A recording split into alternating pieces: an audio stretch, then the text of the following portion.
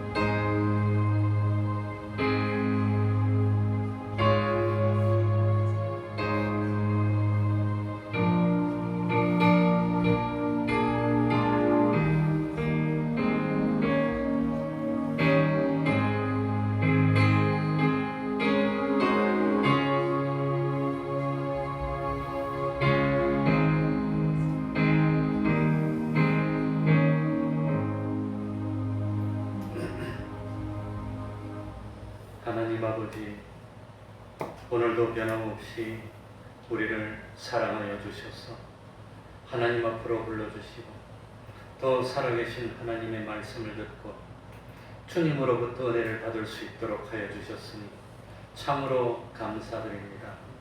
하나님 아버지, 저희들이 세상에 살면서 참 생명 있는 믿음을 가질 수 있도록 하여 주시고 세상 어떤 일을 만나더라도 모든 근심 염려 주님께 맡기고 주님 안에서 평안을 누릴 수 있는 그 믿음을 가질 수 있도록 은혜 베풀어 주옵소서. 부족함이 없도록 일용할 양식으로 채워주시고 하나님 앞에 가는 순간까지 열심으로 충성할 수 있도록 건강도 허락하여 주셔서 참 기쁨이 넘치는 가정이 되게 하여 주시고 자녀들은 참 하나님 주신 선물이 될 수 있도록 은혜 베풀어 주셔서 때를 따라 시절을 쫓아 열매를 맺는 그런 참 가정들이 되고 그런 우리 참 태평동 교회가 될 수 있도록 은혜 베풀어 주옵소서.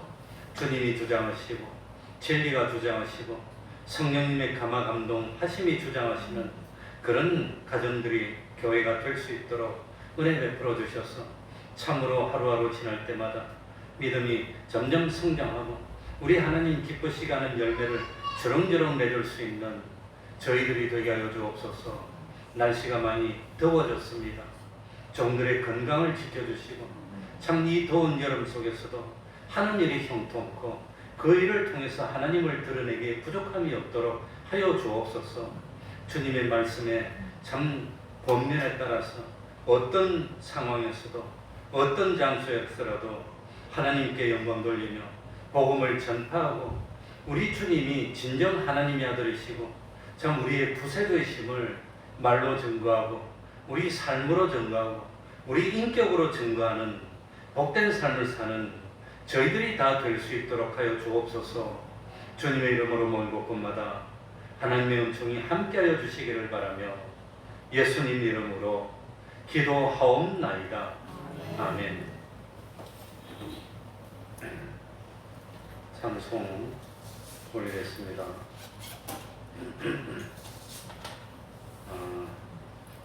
잘 안 불렀던 찬송인데 373장입니다. 세상 모두 사랑 없어.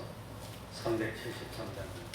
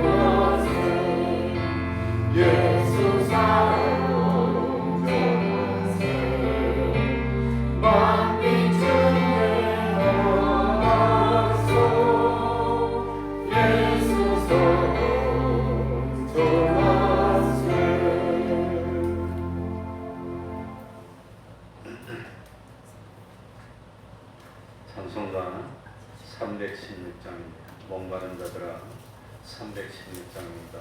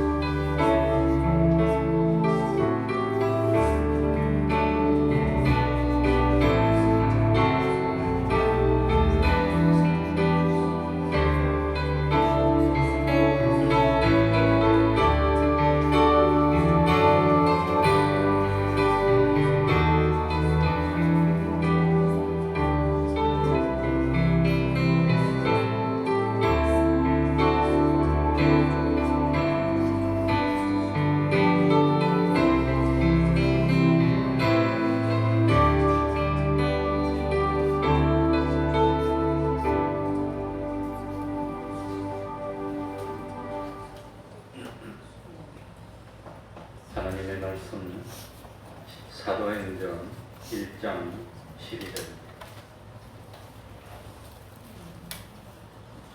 사도행전 1장 12절입니다.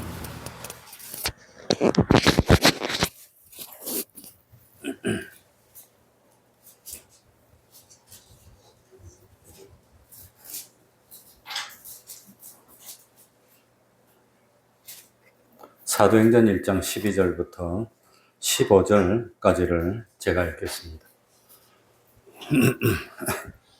제자들이 감람원이라 하는 산으로부터 예루살렘에 돌아오니 이 산은 예루살렘에서 가까워 안식일에 가기 알맞은 길이라. 들어가 저희 요한은 다락에 올라가니 베드로, 요한, 야고보, 안드레와 빌립, 도마와 바들로메, 마테와 및 알페오의 아들 야고보, 셀롯인 시몬, 야고보의 아들 유다가 다 거기 있어 여자들과 예수의 모친 마리아와 예수의 아우들로 더불어 마음을 같이하여 저녁 기도에 힘쓰니라. 모인 무리의 수가 한 120명이나 되더라. 그때에 베드로가 그 형제 가운데 일어서서 가로되, 15절까지만 읽었습니다.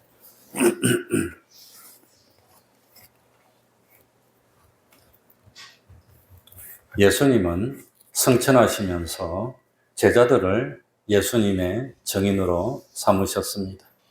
이제 제자들은 예수님의 뒤를 이어서 복음을 전하며 이 땅에 교회를 세우고 하나님 나라를 확장해 나가야 할 사명을 받게 됐습니다. 이런 거룩한 사명은 인간의 힘만으로는 결코 해낼 수 없는 일이었습니다. 그래서 예수님은 제자들에게 이렇게 명합니다. 누가복음 24장 49절입니다. 볼지어다 내가 내 아버지의 약속하신 것을 너희에게 보내리니 너희는 위로부터 능력을 입혀올 때까지 이 성에 유하라 하시니라.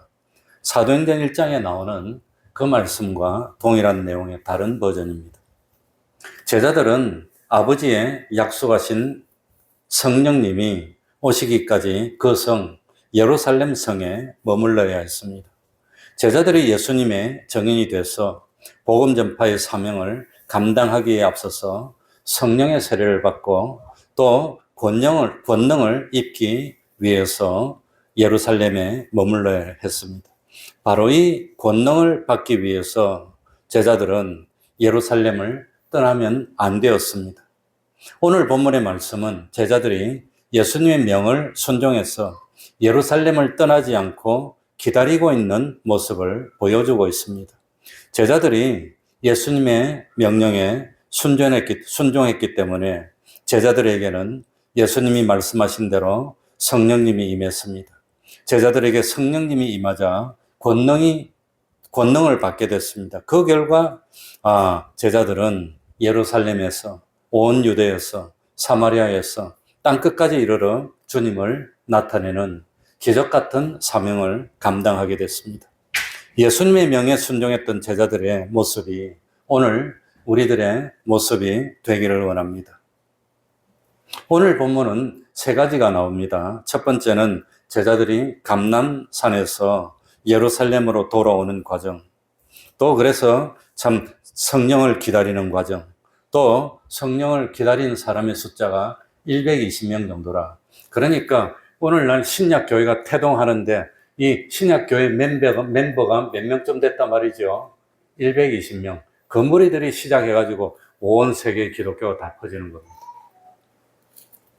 12절입니다. 자, 같이 읽어볼까요? 제자들이 같이 읽겠습니다. 시작. 제자들이 감람원이라 하는 산으로부터 예루살렘에 돌아오니 이 산은 예루살렘에서 가까워 안식일에 가기 알맞은 길이라. 그러니 제자들의 출발지는 감람원이라는 산입니다. 도착지는 예루살렘입니다. 오늘 성경에는 감람원이라는 산이라고 기록되어 있지만 보통 뭐라고 부르지요? 감람산이라고 부릅니다. 그러니까 마태복음 26장 30절에도 이에 저희가 찬미하고 감난산으로 나아가니라. 마가복음 14장 26절 예수께서 습관을 좇아 감남산에 가시니, 그러니 우리들이 다 감남산이라 합니다. 그러니 이 감남산은 예수님과 이 제자들이 평상시에도 자주 갔던 아주 예루살렘에서 가까운 곳입니다. 저도 그 감남산에 가봤습니다. 가서 봤는데 아무튼 그래서 이 감남산 한쪽 기슭에는 겟셋마네라는 동산이 있어서 예수님이 자주 겟셋마네 동산에서 기도했습니다.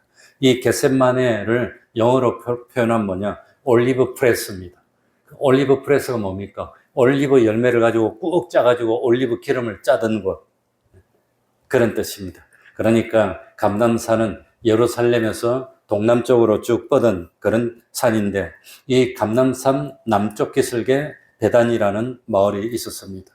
예수님은 바로 이 베단이라는 마을 입구 아마 산 기슭 그 평평한 곳에서 제자들에게 권면하고 거기서 성천하신 것으로 알고 있습니다. 바로 그 예수님이 성천하셨다는 곳이 성천 예배당이라고 만들어 놨는데, 조그만데 아무튼 저도 그곳에 가봤습니다. 그러니까 분명히 그 자리인지 아닌지, 사실 전통적으로 초대교회 시절부터 내려왔으니까 예수님이 제자들로부터 여기서 성천하셔서 그게 점점점 이어져서 오늘날까지 내려왔는데, 정확하게 그 자리인지 아닌지는 모르지만 2000년 전부터 그 자리라고 했으니까 그 되어 있는데, 아무튼 이스라엘 땅 베다니 입구에서 예수님이 성천하셨으니까 그 자리 가보고 아무튼 감개무량했습니다. 그러니 참 이 감남산 기슭에서 아무튼 성천했는데, 누가복음 24장 51절 50절에 보면 예수께서 저희를 데리고 베다니 앞까지 나가사 감남산에서 쭉 와서 베다니 마을 앞에까지 나왔습니다. 손을 들어 저희에게 축복하시더니 축복하실 때에 저희를 떠나 하늘로 올려오시니, 이렇게 하늘로 올라갔다고 하는 겁니다. 그러니까 오늘 6절 말씀대로 예수님과 제자들과 예수님을 따르는 무리가 모였습니다. 감남산에 모여서 그 적당한 곳에서부터 6절부터 8절까지의 말씀을 마지막으로 하시고 제자들이 보는 가운데 하늘로 올려가신 겁니다. 그리고 예수님이 하늘로 올려가시고 난 뒤에 제자들은 감남산에서 예루살렘으로 걸어서 돌아오는 겁니다. 그러면 왜 예수님은 감남산에서 성천하셨을까요? 왜 그럴까요? 예수님은 거의 대부분의 시간을 어디서 보냈지요? 갈릴리에서 보냅니다. 갈릴리. 그러니까 예루살렘이 서울이라 하면 갈릴리는 저 남부 지방 어디쯤 되는, 아무튼 이스라엘로 말하면 북쪽이긴 하지만 아무튼 그쪽 어디 되는 그런 시골입니다. 거기서 거의 대부분의 시간을 보냅니다. 그러니까 팔복산도 갈릴리, 변화산도 갈릴리, 오병이의 기적을 베푼 것도 갈릴리, 참 주님이 거의 대부분의 시간을 보낸 것이 갈릴리입니다. 그런데 왜 예수님은 성천하실 때 예루살렘까지 내려와가지고 그 감남산에서 내려온 게 아니지, 예루살렘에서 죽으셨죠. 그리고 부활하셨고 40일 동안 계시다가 갈릴리까지 가서 제자들을 만났다가 다시 와서 예루살렘에서 성천했습니다. 왜 그럽니까? 아무튼 12절 마지막 부분에 보면 이 산은 예루살렘에서 가까워 안식일에 가기 알맞은 길이라. 안식일에 가기 알맞은 길은 길이가 어느 정도 될까요? 혹시 아시는 분 있습니까? 그러니까 이 유대인들은 안식일 일 안 하는데, 안식일날 일 안 하니까, 일 안 하는 것 때문에 멀리 걸으면 일이 되니까 멀리 못 걷고 그 거리 안에는 걸어도 일이 아닙니다. 그게 안식일날 갈 수 있는 거리인데 그 거리가 얼마나 될까요? 모르죠. 그러니까 참 베다니에서 예루살렘 그까지는 안식일에도 갈 수 있는 가까운 곳이라고 하는 그런 뜻입니다. 그런데 예수님이 참 예루살렘 가까운 여기서 성천하신 이유는 뭐냐? 복음 전파는 예루살렘에서 시작돼야 되기 때문입니다. 그게 성경에 나와 있습니다. 찾아볼까요? 누가복음 24장 47절. 왼쪽으로 쭉 넘기면 누가복음 24장 47절. 누가복음 마지막 장입니다. 또 그의 이름으로 죄 사함을 얻게 하는 회개가 어디에서부터 시작하여 예루살렘에서부터 시작하여 모든 족속에게 전파될 것이 기록되었습니다. 그러니까 예루살렘에서 복음이 시작되는 것이 다 예언됐다는 겁니다. 그러니까 예수님이 예루살렘에서 승천하셨다고 하는 겁니다. 그리고 예루살렘에서 뭘 받습니까? 성령을 받고. 그래서 신약교회가 시작된 데가 어디라고요? 예루살렘. 이 예루살렘이 고향이라고 하는 겁니다. 그러니까 참, 이 예수님이 예루살렘까지 오셔가지고 이 베다니 입구 감람산 기슭에서 승천했습니다. 그런데 이 감람산 베다니 입구에서 예루살렘은 안식일에 갈 수 있는 가까운 거리라. 그래서 안식일에 갈 수 있는 가까운 거리, 그건 얼마나 됩니까? 하면은 여호수아 3장 4절에 보면은 유대인들이 뭡니까? 요단강을 건너가지고 이 가나안 땅으로 처음 들어올 때 뭐가 먼저 갑니까? 벗개가 먼저 갑니다. 제사장들의 벗개가 먼저 가고 그 벗개하고 이 이스라엘 백성하고 거리를 얼마나 띄웁니까? 아시는 분? 2000규빗 띄웁니다. 2000규빗. 그 2000규빗이 얼마냐? 1규빗이 한 45cm입니다. 근데 계산하기 좋게 50cm라고 하면 2000규빗은 1km입니다. 1km. 그러니까 1km가 안 되는 한 900m에서 1km 사이의 거리가 안식일 날 갈 수 있는 거리라고 하는 겁니다. 그러니까 베다니 입구부터 예루살렘은 한 그 정도 거리 한 950m, 900m 되는 그런 거리가 아니었을까. 그러니까 이 이스라엘 사람들이 안식일에 걸을 수 있는 거리는 그 정도 거리입니다. 1km 안쪽입니다. 900m에서 1km 사이에 어디쯤 뭐 정확하지는 않지만 아무튼 그 거리입니다. 그래서 참 예수님의 성천이 예루살렘에서 가까웠던 감람산에서 있었고 예수님의 성천하신 후에 제자들은 예수님의 명령에 따라서 참 예루살렘으로 돌아왔습니다. 그러면 예루살렘에서 참 성령이 오시기까지 기다렸을 때 예수님의 제자들은 어떤 상태였을까요? 두려워서 벌벌 떨었을까요? 즐거워했을까요? 두려워서 떨었을까요? 즐거워했을까요? 자, 그게 어디 나오나? 누가복음 마지막에 나옵니다. 한번 찾아볼까요? 누가복음 마지막입니다. 24장 52절, 53절 한번 읽어보겠습니다. 누가복음 24장 52절, 53절. 자, 시간이 가니까 제가 읽어드리겠습니다. 저희가 그에게 경배하고, 그가 누구지요? 예수님, 승천하시는 예수님에게 경배하고 큰 기쁨으로 어디에 돌아가? 그러니까 예루살렘에 돌아올 때 두려움에서 돌아옵니까? 큰 기쁨으로 돌아옵니까? 기뻤다고 하는 겁니다. 그리고 늘 어디에 있어? 성전에 있어. 하나님을 뭐하니라? 그러니까 기다리면서 두려워서 문을 안으로 잠그고 있었습니까? 기쁨으로 성전에 있으면서 항상 찬송하면서 기도하고 기다렸단 말입니까? 찬송하면서 기다렸습니다. 성경에 그렇게 나오고 있습니다. 어쨌든지 예수님의 제자들이 성령님을 기다린 장소가 어디입니까? 13절 상반부에 보시기 바랍니다. 들어가 저희 유아는 다락에 올라가니 어디서 기다렸어요? 주로 저희들이 유아는 머무는 어디? 다락입니다. 그러니까 참 평소에도 머물면서 여러 가지로 제자들이 이용했고 예수님하고 제자들이 항상 모여서 있었던 바로 그 다락이었습니다. 그러니까 예수님 당시에 그때 사회 모습이나 그런 걸 기록한 책을 내가 2권 가지고 있는데 다 읽어봤습니다.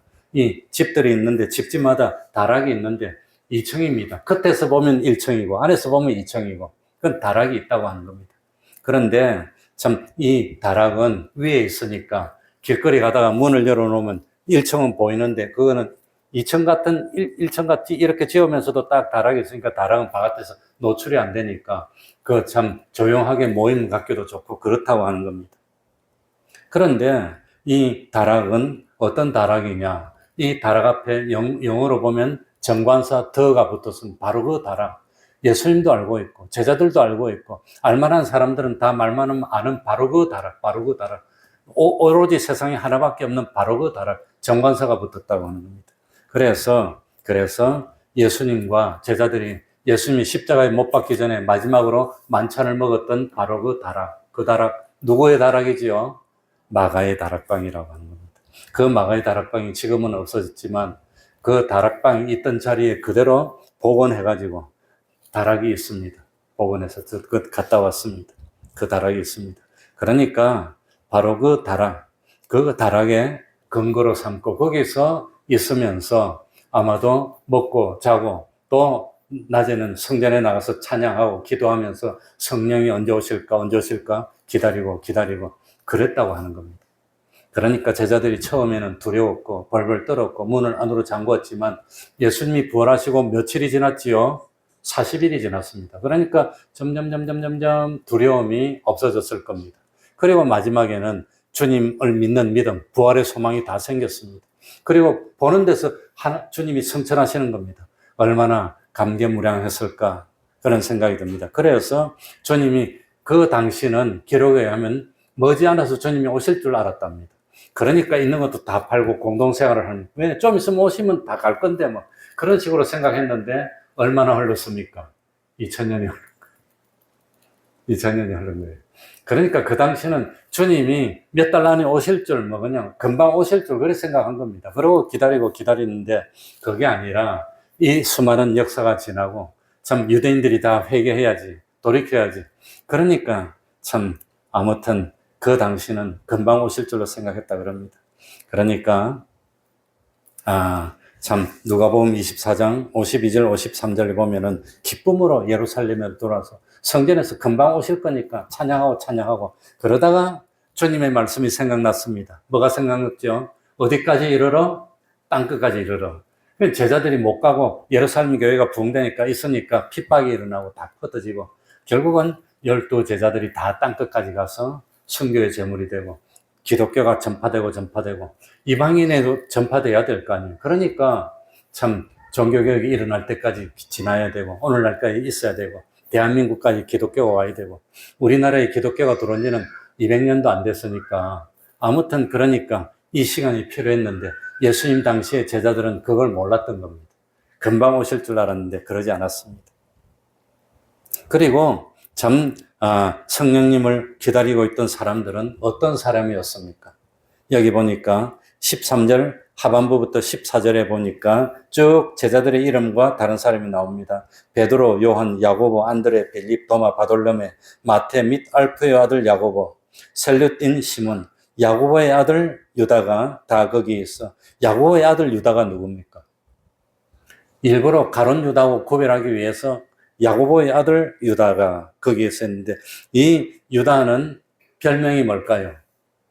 본명은 유다인데 그 가룟 유다하고 좀 어감이 안 좋으니까 유다라는 이름을 잘 안 쓰고 대신 뭐라고 썼을까요? 다데오라고 씁니다. 이 다데오가 유다 다데오입니다. 그러니까 가룟 유다는 없어지고 아직도 마띠아를 뽑기 전이니까 예수님의 제자는 11명밖에 안 되는 겁니다. 나중에 보면 마띠아를 뽑아서 12명을 채웁니다. 이 사람들이 마가의 다락방에 모여 있고 이 사람들 말고 또 누가 있었죠? 14절에 보니까 여자들이 있었습니다. 예수의 모친 마리아와 예수의 아우들로 더불어 마음을 같이하여 전혀 무엇에 힘쓰니라? 기도에 힘쓰니라. 너 그럴래 자꾸? 김지원, 너 자꾸 그럴래?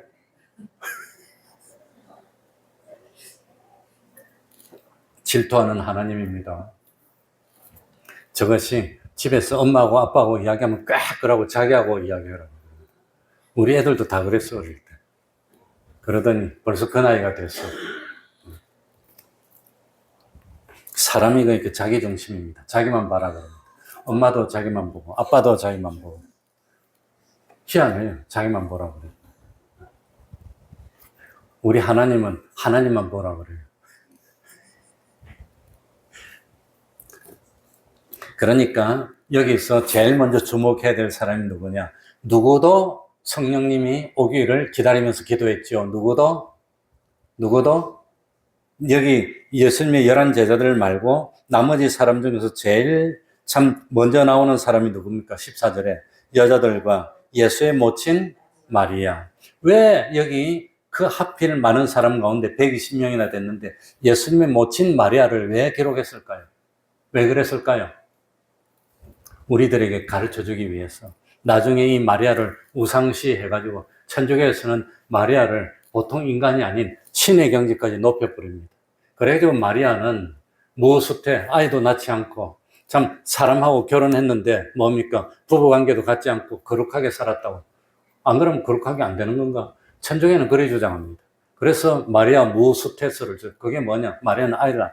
그래가지고 제가 이집트 가서 kop트 교회를 봤는데 kop트 교회는 기독교의 한 갈라인데 이 kop트 교회 가니까 그렇다면 마리아의 남편 요셉이 젊었는데 아내가 옆에 있는데도 잠도 따로 자고 그거 어떻게 삽니까? 그러니까 젊은 사람이. 그래서 kop트 교회 가니까 요셉하고 마리아를 그리는데 요셉은 100살쯤 돼 보이는 노인네로 그려놨어요. 마리아는 젊은 한 20살쯤 돼 보이는 여자로 그려놓고 그래 결혼했다고. 그래가지고 참 마리아 무수태를 주장하는 거예요. 그러니까 옛날에는 참 그런 그 잘못된 주장들을 참 뭡니까 하기 위해서. 그런데 성경에 보면은 예수님의 여기 보니까 뭡니까 예수의 아우들로도 불러. 그 성경에 보면은 예수님의 동생 이름이 남자만 4명이 나오고 누이들도 복수로 나옵니다. 적어도 예수님 말고 마리아의 자녀가 몇 명 더 있었단 말입니까? 6명이나 더 있었다는 게 성경에 나온 그거 안 믿어. 그거 안 믿어. 그거 빼버려. 그러니까 마리아를 사람보다도 높여서 신의 위치에 높이지 말라. 마리아도 권능을 받아야 주님을 증거할 수 있고, 마리아도 예수님을 낳은 어머니지만 성령을 받아야 권능을 받을 수 있다는 걸 표시하기 위해서 이 마가의 다락방에 모인 사람 중에서 누구도 있습니다. 마리아도 있다는 걸 나타냈다는 겁니다. 그래서 일부러 이걸 나타낸 겁니다. 우리 하나님이 장차 기독교가 변질이 돼서 천주교가 돼가지고 마리아를 참 신성시하고 높이는 그런 일이 일어날 텐데 성경을 봐라. 다른 11제자나 예수님의 형들, 동생들이나 마리아나 똑같이 뭘 받아야 돼요? 성령을 받아야 권능을 받고, 권능을 받아야 참 되는 그런 평범한 똑같은 인간이라는 겁니다. 그걸 가르쳐주기 위해서 일부러 마가다락방에서 성령이 오기를 기다리면서 기도한 사람 중에 누구 이름도 넣어놔요? 마리아도 넣어놨다는 겁니다. 그래서 저도 기독교지만 기독교는 가볼 만한 유적지가 별로 없어요. 그래가지고 옛날 국도를 따라 제천으로 가다 보면은 베론 성지가 있습니다. 베론 성지. 베론 성지는 배를 뒤집어 놓은 것 같은 그런 형상의 마을입니다. 거기서 천주교 성도들이 많이 핍박을 받았는데 가다가 우연히 들러가지고 그걸 구경했습니다.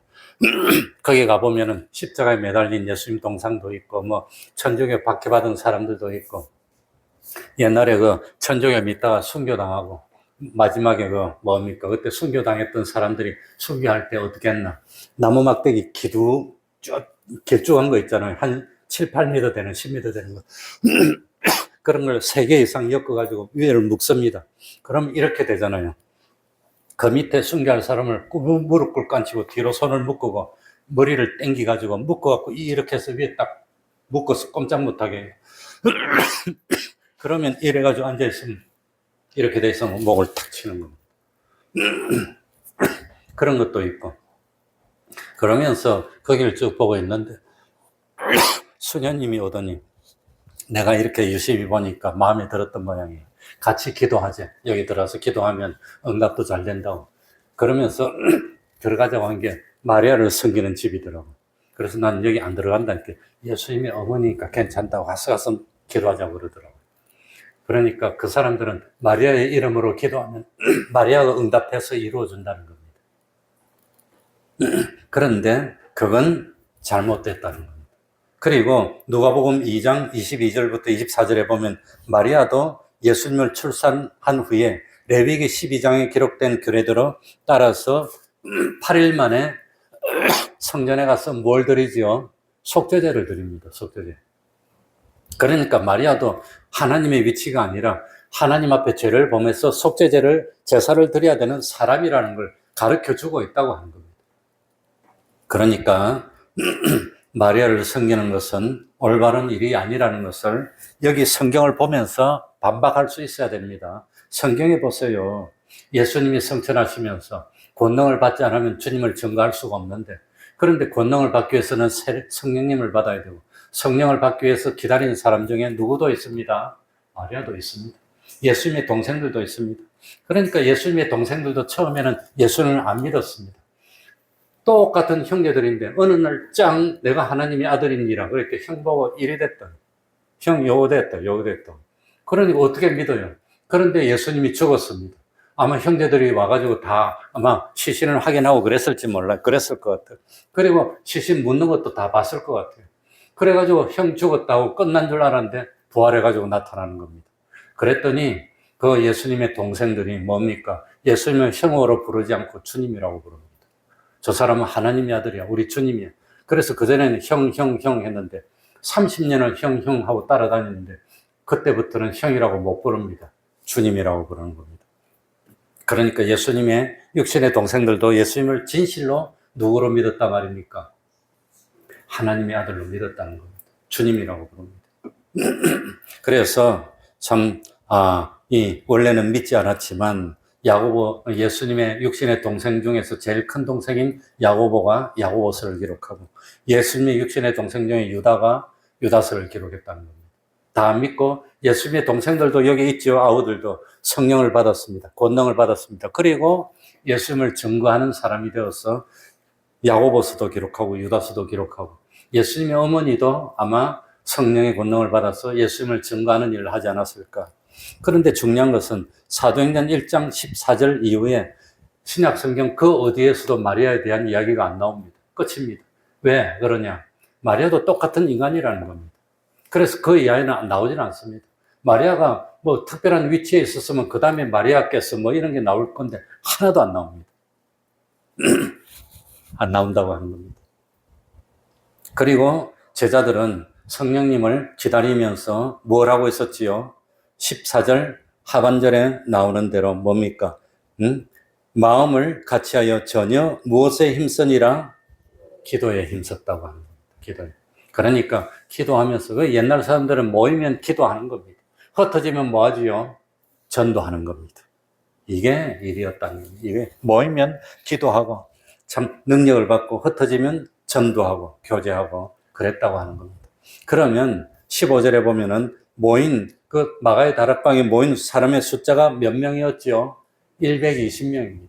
그러니까 이 지구상 위에서 초대교회가 시작할 때 참 기다리고 함께 시작했던 멤버들이 120명이었다는 겁니다. 아마도 참 갈릴리에서 예수님이 부활하신 예수님이 나타나실 때 몇 명쯤 있었다 그랬습니까? 500명쯤 있었어. 근데 아마도 한 380명쯤은 갈릴리에 그냥 있고 조용히 지냈고 120명은 적극적으로 와가지고 뭡니까? 주님이 보내주시는 성령님을 기다리기 위해서 기도하고 동참하지 않았나 싶습니다. 그래가지고 참 마가의 다락방에서 기다리다가 성령을 받습니다. 그래가지고 성령을 받고 난 뒤에부터 신약교회가 시작돼가지고 열심히 전도했더니 사도행전 2장에 이르러서는 믿는 사람이 4,000명으로 늘어나 120명이 4,000명으로 늘어났습니다. 그리고 사도행전 6장에서는 드디어 남자만 5,000명이라 그랬습니다. 어마어마한 부흥을 이루었습니다. 그러니 그때만 하더라도 주님을 직접 보고 주님을 직접 겪었던 이 사람들이 그냥 제자들이 가서 증거하고 복음을 전하니까 막 믿었다고 하는 겁니다. 드디어 사도행전 9장에 이르러서는 온 유대와 갈릴리아, 사마리아 교회가 평안하여 던전에 있어가고, 그러니까 이 사도행전 9장쯤 됐을 때는 이 복음이 온 이스라엘 안에 다 퍼졌다는 겁니다, 벌써. 그리고 참, 뭡니까? 참, 얼마 되지 않아서 로마에까지 복음이 전파가 됩니다. 30년이 안 가서 로마까지 복음이 전파됐으니까 이 120명이 시작한 이 신약교회가 30년이 안 돼서 로마까지 복음이 전파되고 온 세상에 전파되니 그 당시로는 다 전파된 겁니다. 얼마나 이게 사람의 힘으로 가능한 일입니까? 얼마나 힘들었겠습니까? 그 당시 초대교회는 또 지금보다도 무엇이 심했습니다? 무엇이 심했죠? 기독교에 대한 핍박이 심했어요. 그러니까 핍박이 심해서 사람이 죽고 사자밥이 되고 뭐 그러면서도 복음이 막 전파됐는데 오늘날은 그 예수님 초대교회 시절에 비하면 얼마나 기독교 믿기가 좋습니까? 핍박이 있습니까? 교회 가지 말라고 뭐 핍박합니까? 그런데도 초대교회보다도 복음 전파하는 게 그렇게 어렵고 내 신앙 감수하는 것도 어려운 게 이게 참 아이러니한 일입니다. 어쨌든지 참 그때 초대교회 시절에 성령님이 임했는데 오늘날 우리에게는 그 성령님이 임했을까요? 임하지 않았을까요? 우리에게도 임했습니다. 고린도전서 12장 3절에 보면 성령으로 아니하고는 누구든지 예수를 주라 시인할 수 없느니라. 그러니까 예수님을 주라고 시인하고 나가서 전도도 하고 우리도 뭐 오늘도 오전에 1시간 동안 찬양전도 했고 토요일도 또 할 건데 이렇게 하는 것은 주님이 함께 하지 않으면 못한다고 하는 겁니다. 그러니까 우리들에게도 성령이 임했습니다. 그러니까 참 우리 태평동 교회도 참 성도의 제일 큰 사명은 복음 전파에 있다는 걸 깨달아야 됩니다. 복음 전파에 있는 거. 그러니까 나는 평생에 참 이 하나님 앞에 가기 전에 예수 믿어서 몇 명 전도했습니다. 한 명이라도 전도하는 전도의 열매가 생겨야지. 그래야 되지 않겠습니까? 그래서 저는 참 목사를 평생 했으니까 제가 30살, 우리 나이로 30살, 만으로 29살 되기 전에 목회를 나왔으니까 아무튼 목회를 나왔는데 너는 뭐 하다 왔니? 평생 주님의 몸된 교회를 세우고 복음을 전하다 왔습니다. 그거 말고는 할 말이 그게 제일 참 가치 있는 일이 아닐까. 넌 뭐 하다 왔니? 열심히 돈 벌고 먹다 왔는데요. 열심히 돈 벌려고 노력하다가 맛있는 거 먹다 왔는데요. 그리 말하겠습니까? 침반대 앞에 섰을 때 그 집사님은 뭐 하다 왔습니까? 부부 싸움 하다 왔는데요. 이럴 겁니까? 그러니까 심판대 앞에 섰을 때 주님 앞에서 난 참 주님의 몸된 교회를 섬기고 주님을 증거하는 그런 사명을 감당하려고 노력하고 왔습니다. 이래야 되지 않겠습니까? 다들 그러시겠습니까? 아멘 하세요. 그러시겠습니까? 기도하겠습니다. 하나님 아버지 감사드립니다. 참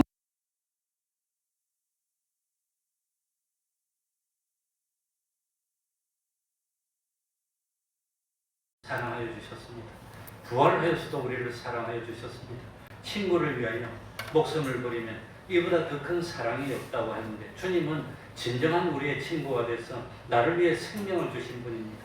하나님 아버지, 나는 그런 주님을 위해서 낮아지더라도 욕을 먹더라도 가난해지더라도 어려움을 받더라도 끝까지 신앙을 지키고 신앙의 정절을 지키고 주님의 마지막 그 간절한 부탁에 따라 때를 얻든지 못 얻든지 간절한 마음으로 복음을 전파하고 주님이 진정 하나님의 아들이었고 주님을 믿으면 죄를 용서받고 의롭다함을 입고 하나님의 자녀되고 천국 백성이 돼서 하늘나라 가서 영원히 영생한다는 것을 증거하는 복된 삶을 사는 저희들이 다 될 수 있도록 성령 주시고 능력 주셔서 참 세상 살면서 복음 전파의 사명을 감당하는 우리 태평동교회 권속들이 될 수 있도록 은혜 베풀어 주시옵소서. 예수님 이름으로 기도하옵나이다. 아멘. 찬송 올리겠습니다.